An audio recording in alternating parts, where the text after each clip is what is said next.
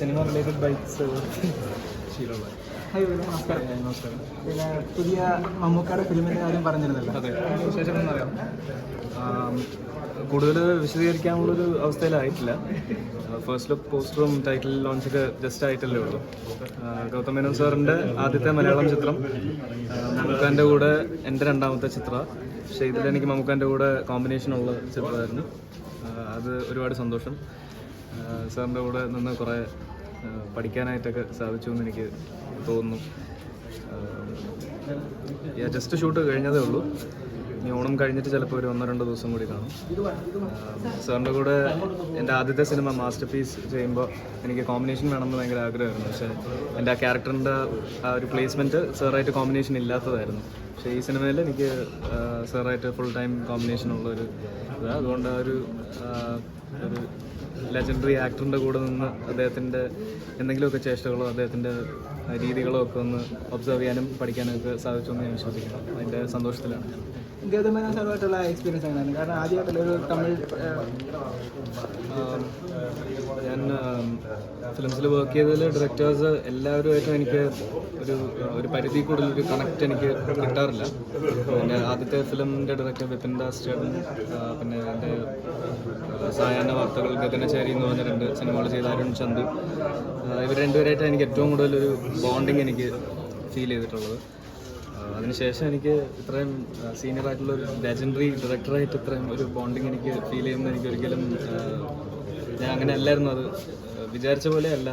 അദ്ദേഹത്തിൻ്റെ രീതികളായാലും നമ്മളെ കംഫർട്ടബിളായിട്ടൊരു ഷോട്ടിന് നമ്മൾ റെഡിയാക്കുന്നതായാലും നമുക്കിപ്പോൾ കാര്യങ്ങൾ പറഞ്ഞു തരുന്നതായാലും മമ്മൂട്ടി സാറിൻ്റെ കൂടെ നിന്ന് പെർഫോം ചെയ്യുമ്പോഴോ അല്ലെങ്കിൽ അതിന് മുമ്പ് പ്രിപ്പയർ ചെയ്യുമ്പോഴോ അറിഞ്ഞിരിക്കേണ്ട കുറേ കാര്യങ്ങളൊക്കെ ഉണ്ട്. അപ്പോൾ അത് അദ്ദേഹം വന്ന് നിൽക്കുന്നൊരു വേദിയും കൂടി ആയതുകൊണ്ട് കുറേ തിരക്കുകൾ അതിനകത്ത് കാണും, കുറേ കൺഫ്യൂഷൻസ് കാണും. അപ്പോൾ ഇതൊക്കെ എനിക്ക് വളരെയധികം ക്ലാരിറ്റി തരികയും ഇത്രയും സീനിയറാണ്, അപ്പം അദ്ദേഹം അത് ചെയ്യേണ്ട ആവശ്യമില്ല. പക്ഷേ എനിക്ക് തോന്നുന്നു എൻ്റെ ADs എനിക്ക് തന്ന ഒരു സപ്പോർട്ടോ അല്ലെങ്കിൽ ഒരു ഇൻഫർമേഷൻ ഷെയർ ചെയ്യുന്നതിനേക്കാളും എനിക്ക് ഗൗതം സാറാണ് എനിക്ക് ഒരു ഷോട്ടിന് തന്നെ പ്രിപ്പയർ ചെയ്തത്. പിന്നെ പുതിയ വിജയമാധവ് ആയിട്ടുള്ള ഒരു പ്രൊജക്റ്റ് ഉണ്ടല്ലോ, അതിനെപ്പറ്റി പറയാം. വിജയമാധവ് ചേട്ടനായിട്ടുള്ള പ്രോജക്റ്റ് ഞങ്ങൾ ഒരു ഡിസ്കഷൻ സ്റ്റേജിലാണ് നിൽക്കുന്നത്. എൻ്റെ ആദ്യത്തെ ഒരു ഡ്രാഫ്റ്റ് ഞങ്ങൾ ഒരുമിച്ച് ഇരുന്ന് കേട്ടു. അപ്പോൾ എനിക്ക് ഒരു രീതിയിൽ വർക്കായി. പക്ഷേ എൻ്റെ പ്ലേസ്മെൻറ്റ് ചെറുതായിട്ട് മാറിയിട്ടുണ്ട്. സ്ക്രിപ്റ്റിംഗ് എല്ലാം ചെറുതായിട്ട് ചേഞ്ച് ചെയ്യുന്നുണ്ട്. അപ്പോൾ അതിൻ്റെ ഒരു പ്രോസസ്സിലായിരിക്കും. ഓക്കെ. പിന്നെ ഇപ്പം ഒരു സോഷ്യൽ റെലവൻ്റ് ആയിട്ടുള്ളൊരു കാര്യം ചോദിച്ചോട്ടെ. ഇപ്പം ഒരു ഉയർന്നു വരുന്ന മലയാള സിനിമ ഇൻഡസ്ട്രിയെ ഒരുപാട് ബാധിച്ചിരിക്കുന്ന ഒരു പ്രശ്നമാണ് മറ്റേ നിയമ കമ്മിറ്റി ഇഷ്യൂ. ഇപ്പം നിവിൻ പോളിക്കെതിരായിട്ടൊരു യുവതാരം നിവിൻ പോളിക്കെതിരായിട്ടൊരു ആരോപണം ഉയർന്നു വന്നിരുന്നു. അതിനെ നിവിൻ പോളിയെ സപ്പോർട്ട് ചെയ്ത് വിനീത് ശ്രീനിവാസനും ഒക്കെ വന്നിട്ടുണ്ടായിരുന്നു. അപ്പം ഇതിൽ നിന്ന് എന്താണ് മനസ്സിലാകുന്നത്? നമുക്ക് ഇപ്പം ആരെയും എന്തിനു വേണ്ടിയും എപ്പോൾ വേണമെങ്കിലും നമുക്കിതുപോലെ ഒരു വ്യാജ ആരോപണം ഉന്നയിക്കാമെന്നൊരു അവസ്ഥയിലേക്ക് മാറിയോ മലയാള സിനിമ ഇൻഡസ്ട്രി? ഒരു റിയാലിറ്റി പോയിന്റ് ഓഫ് വ്യൂവിൽ ഇതൊക്കെ ഹൺഡ്രഡ്സ് ഓഫ് ഇയേഴ്സായിട്ട് ചിലപ്പോൾ നടക്കുന്ന ഒരു സംഭവം തന്നെ ആയിരിക്കാം. ഇതിലെപ്പോഴും ഒരു ജെൻഡർ മാത്രം എഫക്റ്റഡ് ആയിട്ടുള്ളതാണെന്ന് നമുക്ക് പറയാനായിട്ട് സാധിക്കില്ല. ഇപ്പോൾ ഒരു കാസ്റ്റിംഗ് കൗച്ചിനെ തടയുന്ന ഒരു മെയിൽ ആക്ടറിന് ചിലപ്പം ഒരു സിനിമ നഷ്ടപ്പെടാം. അതിന് സമാനമായ ഒരു അവസ്ഥയിലൂടെ ഞാൻ പോയിട്ടുണ്ട് ഒരു സമയത്ത്, എൻ്റെ തുടക്കകാലത്ത്. പക്ഷെ എനിക്കതൊന്നും ഡിസ്കസ് ചെയ്യാനായിട്ട് താല്പര്യമില്ല. ഞാൻ തന്നെ നേരിട്ട് ആ കാസ്റ്റിംഗ് കൗച്ച് ഇനിഷ്യേറ്റ് ചെയ്ത ആളെ ഞാൻ തന്നെ ഹാൻഡിൽ ചെയ്തിട്ടുണ്ടായിരുന്നു തക്കതായ രീതിയിൽ തന്നെ.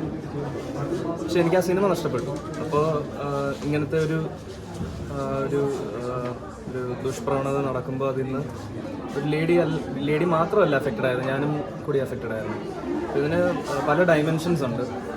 നമുക്കെപ്പോഴും സോഷ്യൽ മീഡിയയിലോ അല്ലെങ്കിൽ അല്ലാത്ത മീഡിയംസോ സാധാരണ ജനങ്ങളുടെ അടുത്ത് അല്ലെങ്കിൽ ഇതിനെക്കുറിച്ചൊരു പ്രോപ്പർലി എന്താണ് നടക്കുന്നതെന്ന് അത്ര എഡ്യൂക്കേറ്റഡ് അല്ലാത്തൊരു ജനതയോട് എന്താണോ ഒരു സോഷ്യൽ മീഡിയം വിളമ്പുന്നത് അത് മാത്രമേ ഓഡിയൻസിന് മനസ്സിലാവുള്ളൂ, സാധാരണ ജനങ്ങൾക്ക് മനസ്സിലാവുള്ളൂ. അപ്പോൾ അതിൽ തന്നെ ജനങ്ങൾക്ക് ഒരു ഇൻഡസ്ട്രിയോടുള്ള ഒരു കാഴ്ചപ്പാടും അതെല്ലാം പെട്ടെന്ന് തന്നെ സ്വിച്ച് ചെയ്യാം.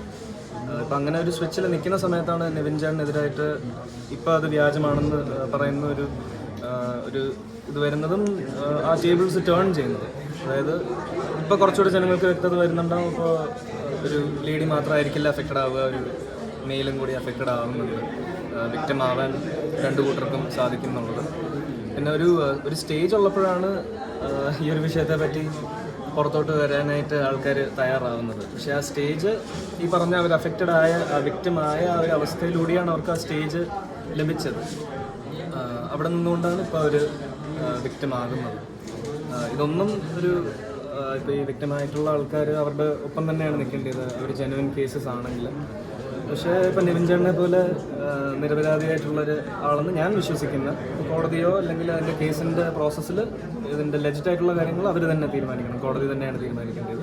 പക്ഷേ എൻ്റെ ഒരു പേഴ്സണൽ, ഞാനെന്നൊരു മനുഷ്യൻ, ഞാൻ കോളേജിലൊക്കെ പഠിക്കുമ്പോൾ നിവിൻ ചേട്ടൻ സിനിമയിൽ വന്ന് ഒരു സ്റ്റാറായിട്ട് ഞാൻ കാണുന്ന, എൻ്റെ ഒരു ഹീറോ ആയിട്ട് കാണുന്ന ഒരാൾക്ക് പുള്ളിക്കാരനിപ്പോൾ ഒരു വിക്റ്റിമായെന്ന് എനിക്ക് അറിഞ്ഞതിൽ എനിക്ക് വിഷമമുണ്ട്.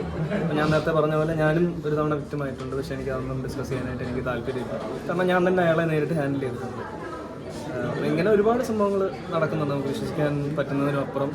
ചിലപ്പോൾ വളരെ നാച്ചുറൽ ആയിട്ടുള്ള സാധനങ്ങൾ നമ്മൾ വിശ്വസിക്കാൻ താല്പര്യപ്പെടാത്തത് നടക്കുമ്പോൾ അത് നമുക്കൊരു അത്ഭുതം പോലെ തോന്നുക, ഇതിനൊക്കെ ഉള്ളൊരു പരിപാടി ഇപ്പോൾ നടക്കുന്നത്. എനിവേസ് ഇതിൻ്റെ അതോറിറ്റീസാണ് ഇതിന് നമുക്ക് ആൻസർ തരേണ്ടത്, നമുക്ക് ക്ലോഷർ തരേണ്ടത് അതോറിറ്റീസാണ്, പോലീസ് അല്ലെങ്കിൽ കോടതി അല്ലെങ്കിൽ ആരാണോ വിക്റ്റിമാകുന്നത് അല്ലെങ്കിൽ ആരാണോ ഒരാളെ വിക്റ്റിമാക്കിയത് അവർ വന്ന് സത്യം പറയുക.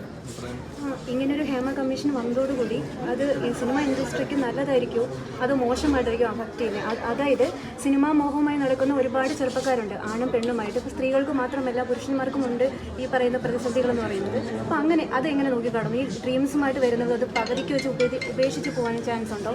അതോ ഇങ്ങനൊരു ഹേമ കമ്മീഷൻ വന്നതുകൊണ്ട് കുറച്ചുകൂടെ ഒരു ഊർജ്ജമായിട്ട് അവർക്ക് പോകാനായിട്ട്? രണ്ട് പേഴ്സ്പെക്റ്റീവിലും അതിനെ, രണ്ട് ഡയമെൻഷനിലും അതിനെ കാണാം. ഇപ്പോൾ ഒരുപാട് വ്യക്തമായിക്കൊണ്ടിരിക്കുന്ന ഒരു സെറ്റ് ഓഫ് ആൾക്കാർ ഉണ്ടെങ്കിൽ അവർക്ക് ഒരു സപ്പോർട്ട് സിസ്റ്റം തന്നെയാണ് ഇങ്ങനത്തെ പരിപാടി ഇനി നടക്കില്ല എന്ന് വ്യക്തമാകുന്ന ഒരവസ്ഥ. അല്ലാത്ത പക്ഷം ഇതിനെ ഓവർ യൂട്ടിലൈസ് ചെയ്യാനും ഇതിനെ ഫേക്കായിട്ട് ഇതിനെ ഡീൽ ചെയ്യാനും ഫേക്ക് വിക്ടിം പ്ലേ ചെയ്യുന്ന ആൾക്കാർ അത് നല്ലതല്ല, അത് ഇൻഡസ്ട്രി അനാവശ്യമായിട്ടാണ് ബാധിക്കുന്നത്. ഹൺഡ്രഡ്സ് ഓഫ് ക്രോസ് അല്ലെങ്കിൽ തൗസൻഡ്സ് ഓഫ് ക്രോസിൻ്റെ ഒരു സ്ഥാപനമാണ്. അപ്പോൾ ആ ഒരു മേഖലയെ ചിലപ്പോൾ കയ്യിലുണ്ടാവുന്നയോ അല്ലെങ്കിൽ അതിൽ കുറച്ചുകൂടി കൂടുതൽ ആൾക്കാർ അവരുടെ ഒരു പ്രവൃത്തി കാരണം ഇത്രയും നല്ല ഇൻഡസ്ട്രിയെ മൊത്തത്തിൽ അങ്ങനെ അടച്ചാക്ഷേപിക്കാനായിട്ട് പാടില്ല എന്നും എനിക്കൊരു അഭിപ്രായമുണ്ട്. ഇപ്പോൾ സിനിമ എന്നുള്ള ഇൻഡസ്ട്രി നോക്കുകയാണെങ്കിൽ മലയാളത്തിൽ മാത്രമല്ല ഇങ്ങനെ നടക്കുന്നത്, ഇതിൻ്റെ 10 or 100 ഇരട്ടിയാണ് ബാക്കി ഇൻഡസ്ട്രീസിൽ നടക്കുന്നത്, നമുക്കറിയാനായിട്ട് സാധിക്കുന്നത്, നമുക്ക് കേൾക്കുന്നതൊക്കെ.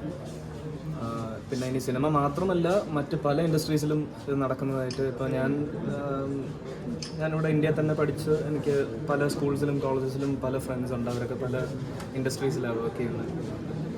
IT ആയാലും ബാങ്കിങ് ആയാലും അങ്ങനെ. അപ്പോൾ എനിക്ക് ഇവിടെ നിന്നൊക്കെ എനിക്ക് കൃത്യമായിട്ട് ആരൊക്കെ ഏതൊക്കെ രീതിയിലാണ് എങ്ങനെയൊക്കെയാണ് പെരുമാറുന്നത്, അതിൽ ചിലപ്പം ഡെലിഗേറ്റ്സും കാണും, ചിലപ്പോൾ ഡിപ്ലോമാറ്റിക് ഡെലിഗേറ്റ്സും ഒക്കെ അവരുടെ അടുത്ത് നിന്നൊക്കെ കിട്ടിയ ബാഡ് അനുഭവങ്ങളൊക്കെ എൻ്റെ സ്ത്രീ സുഹൃത്തുക്കൾ എൻ്റെ അടുത്ത് പറഞ്ഞിട്ടുണ്ട്. അപ്പോൾ ഇതൊക്കെ എല്ലായിടത്തും നടക്കുന്നത്, എന്താ മനുഷ്യൻ ഇങ്ങനെയെന്നൊക്കെ നമ്മൾ പലപ്പോഴും ആലോചിക്കും. പക്ഷേ നമ്മൾ ഈ ഷൂട്ട് ചെയ്യുന്ന നിങ്ങളും പറയുന്ന ഞാൻ, എല്ലാവരും മനുഷ്യർ തന്നെ, എല്ലാവർക്കും ഫ്ലോസ് ഉണ്ടാവും. കഴിവതും നല്ല രീതിക്ക് എല്ലാവരും ജീവിക്കാനായിട്ട് നോക്കിയാൽ ഇങ്ങനത്തെ പ്രശ്നങ്ങൾ ഉണ്ടാവില്ല. കാരണം എപ്പോഴെങ്കിലും ഇങ്ങനത്തെ ഒരു ദുഷ്പ്രവണത വെളിയിൽ വരും. നമ്മുടെ നാട്ടിലൊരു സിസ്റ്റം ഉണ്ട്, ഒരു ഗവൺമെൻറ് ഉണ്ട്. നമ്മുടെ ജനങ്ങൾക്ക് ഒരു പ്രശ്നം വന്നു കഴിഞ്ഞാൽ അത് നമുക്കൊരു നിയമ സംവിധാനം ഉള്ളത്. അപ്പോൾ അതുപോലെ തന്നെയാണ് ഫിലിം ഇൻഡസ്ട്രിയിൽ നല്ലതിനായാലും എല്ലാത്തിനും ഉള്ള ഒരു സംഘടനയായിരുന്നു അമ്മ എന്ന് പറയുന്നത്. ഇത്തരം ഒരു പ്രശ്നങ്ങൾ വന്ന സമയത്ത് ഒരു മറുപടി പോലും കൊടുക്കാതെ അമ്മ മൊത്തത്തിൽ എല്ലാവരും രാജിവെച്ച് പോയതിൽ, അതായത് നമ്മുടെ ലാലേട്ടനായിക്കോട്ടെ അതിൻ്റെ പിന്നുള്ള എല്ലാവരും, അത് ഒരു വാക്ക് പോലും അവർ മറുപടി കൊടുക്കാതെ ഇറങ്ങിപ്പോയത് ശരിയാണോ തെറ്റാണോ? ഫസ്റ്റ് ഓഫ് ഓൾ ഞാൻ അമ്മയിൽ വളരെ പുതിയ മെമ്പറാണ്. ഇപ്പോൾ അമ്മയിലെ ഒരു ബേബിയാണ് ഞാനെന്ന് വേണമെങ്കിൽ പറയാം. അപ്പോൾ ഞാൻ ഇപ്പോൾ ലാൽസറോ അല്ലെങ്കിൽ ഇതിൻ്റെ എക്സിക്യൂട്ടീവ് കമ്മിറ്റിയോ അല്ലെങ്കിൽ ഇതിൻ്റെ പ്രസിഡന്റ് അങ്ങനെ അവരാരെങ്കിലും ചെയ്തൊരു പ്രവൃത്തിയെ വിലയിരുത്താനുള്ള ഒരാൾ ഞാനായിട്ടില്ല. അതാദ്യം തന്നെ. രണ്ടാമത് ഇപ്പോൾ ദേ ആർ ഓൾസോ ഹ്യൂമൻസ്. അപ്പോൾ അവർ ഹെഡ് ചെയ്യുന്ന ഒരു സ്ഥാപനത്തിലെ ആൾക്കാർക്ക് ഇങ്ങനെ ഒരു മോശം അനുഭവം വന്നു എന്ന് അവർ സ്വയമേ അറിഞ്ഞപ്പോൾ അവർ ആ പൊസിഷനിലിരിക്കാൻ യോഗ്യരല്ല എന്ന് അവർ തന്നെ തീരുമാനിച്ചിട്ട് അവർ ഒഴിഞ്ഞതാണ്.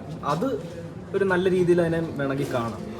പക്ഷെ അപ്പോൾ ഒരു റെസ്പോൺസിബിൾ ആയിട്ടുള്ള ഒരു ലീഡർ അവിടെ ഇതിന് ആൻസറബിൾ ആയിട്ട് അങ്ങനെ ചിലപ്പോൾ ഉണ്ടാവില്ല. പക്ഷേ again they are also humans. അവർക്കും അവരുടെ ഇമോഷൻസും പ്രൈവസിയും, പിന്നെ ഇപ്പോൾ ലാൽ സാറായാലും മമ്മൂട്ടി സാറായാലും സിദ്ദിഖ് സാർ ആര് തന്നെ ആയാലും ഇവരൊക്കെയാണ് നമ്മളിപ്പോൾ ഞാനൊക്കെ നിന്നിപ്പോൾ അഭിനയിക്കുന്ന ഇൻഡസ്ട്രി ക്രിയേറ്റ് ചെയ്ത ആൾക്കാർ. അപ്പോൾ അവരോടുള്ള ആ ഒരു തരത്തിലുള്ള റെസ്പെക്റ്റ് എനിക്ക് മാറ്റി നിർത്തിക്കൊണ്ട് സംസാരിക്കാനായിട്ട് എനിക്ക് സാധിക്കില്ല. പക്ഷേ അഗൈൻ ആസ് എ ലീഡർ ചിലപ്പോൾ ലാൽ സാറ് ഒന്ന് നിന്നിരുന്നെങ്കിൽ നല്ലതായിരുന്നു എന്ന് എനിക്ക് തോന്നി. പക്ഷേ അത് എൻ്റെ പ്രൊവഗേറ്റീവ് അല്ല, അത് പറയേണ്ടത്. ഞാനല്ല തീരുമാനിക്കേണ്ടത്, എൻ്റെ ചിന്തയിൽ വരുന്നതല്ല അവർ ചെയ്യേണ്ടത്. അപ്പോൾ അതെല്ലാം അവരുടെ യുക്തിക്കനുസരിച്ച് എല്ലാം കറക്റ്റായിട്ട് തന്നെ ആയിരിക്കും ചെയ്യുക. ലാസ്റ്റ് നിങ്ങൾക്ക് എല്ലാവർക്കും ക്ലോഷർ കിട്ടുമ്പോൾ അവർ ഇപ്പോൾ രാജിവെച്ചത് ശരിയായിരുന്നു എന്ന് ചിലപ്പോൾ നിങ്ങൾക്ക് തോന്നാം. അങ്ങനെയെങ്കിൽ ഇപ്പം ഈ ഒരു വിഷയം ഹേമ കമ്മിറ്റി വന്നതിന് ശേഷം മാധ്യമങ്ങളുടെ ഭാഗത്തു നിന്നുള്ള ഒരു പ്രകോപനപരമായ സമീപനം ഉണ്ടായിരുന്നല്ലോ. ഇപ്പോൾ കഴിഞ്ഞിടയ്ക്ക് അച്ഛനാണെങ്കിലും ആ ഒരു സംഭവം ഉണ്ടായി. കഴിഞ്ഞ കുറേ നാളായിട്ട് അച്ഛന് ഇത് ചെയ്യാറുണ്ട്. ഓക്കെ, അതിന് എന്താ പറയാനുള്ളത്? നല്ല എന്തൊക്കെയോ ഒരു ഓളത്തിൽ ഇങ്ങനെ കുറേ കാര്യങ്ങൾ നടക്കുന്നു ലോകത്ത്.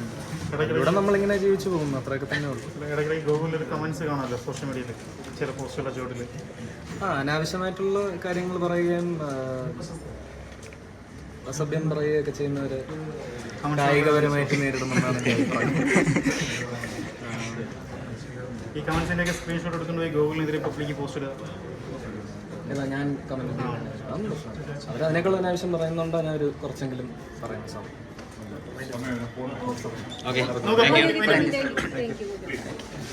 ആ മൈക്ക് തരും.